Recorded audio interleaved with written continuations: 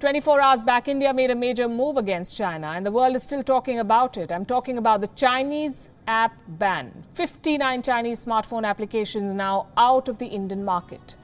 The move is a message from India to China, a strike, if you will, to defend India's digital borders.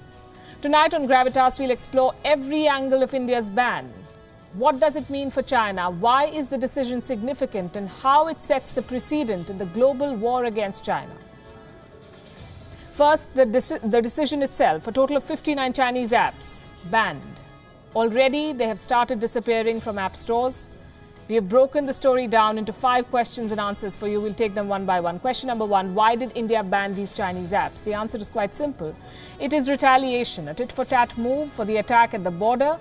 China is a different kind of beast, and India cannot tackle China like it does Pakistan. India needs a different strategy for China.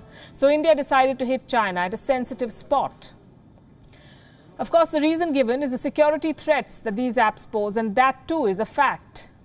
China's national intelligence law makes it legally binding on all Chinese companies, I repeat, all Chinese companies, to share data and intelligence. So any app which says that user data is secure and not being shared with the government of China is lying. China is banking on technology to dominate the world. The world of the internet, smartphones and apps has no boundaries. It's easier to infiltrate. Case in point, the alleged Russian meddling in the last US presidential election. Foreign players can inflict a lot of damage using technology, and China has been turning into a big player in India. Until yesterday, Chinese apps freely operated in India.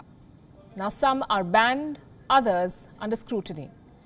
In one single move, India has cut China's access to one of the biggest internet markets in the world.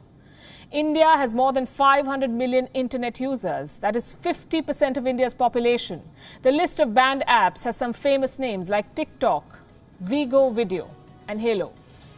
All 3 are owned by Chinese tech giant ByteDance. Together, these 3 apps alone have a user base of more than 300 million Indians.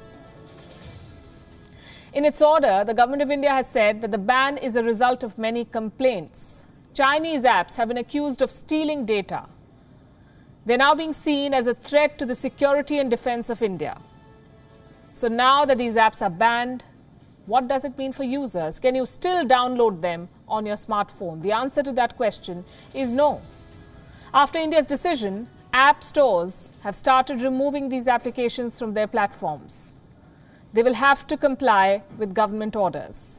The removal has begun. It should take a few days to complete. Already, TikTok, the most high-profile victim of this ban, has been hidden from the search results of app stores. TikTok had more than 200 million users in India. That's a third of its global user base. India is a promising market for TikTok.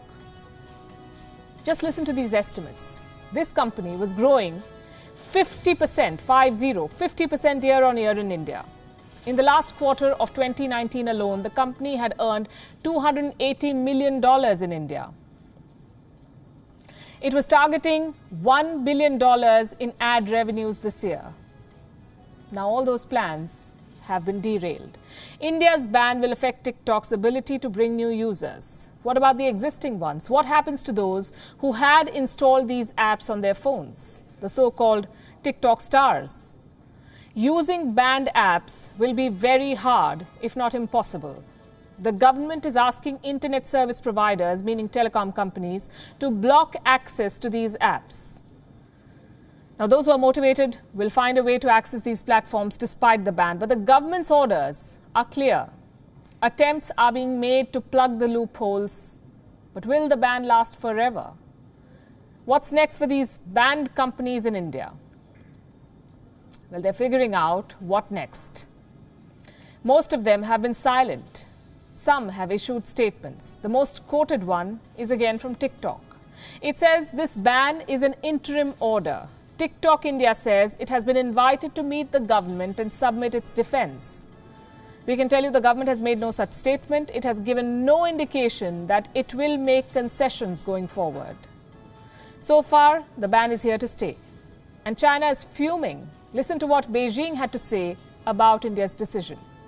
China is strongly concerned about the announcement on the Indian side. We are still working to get more information and verification. I want to emphasize that the Chinese government has always asked Chinese enterprises to carry out international cooperation based on compliance with local laws and regulations, while the Indian government has the responsibility to protect overseas investors, including Chinese investors, according to the market rules. The Chinese embassy in New Delhi has also issued a statement. It said that China firmly opposes India's decision. Well, here's the thing. China is in no position to lecture anyone about rules, least of all India. China is breaking international rules on a daily basis. Military aggression and human rights violations have become the norm. And that makes India's decision all the more significant. It's a message, not just for China, but the rest of the world too. Countries must learn to resist China, both at the border and on the World Wide Web. India's decision sets a precedent. The time to criticize China is over. Now is the time to act. The pandemic is a classic case of criminal negligence. The military expansionism is plain wrong, and the digital infiltration is the last thing that the world should put up with.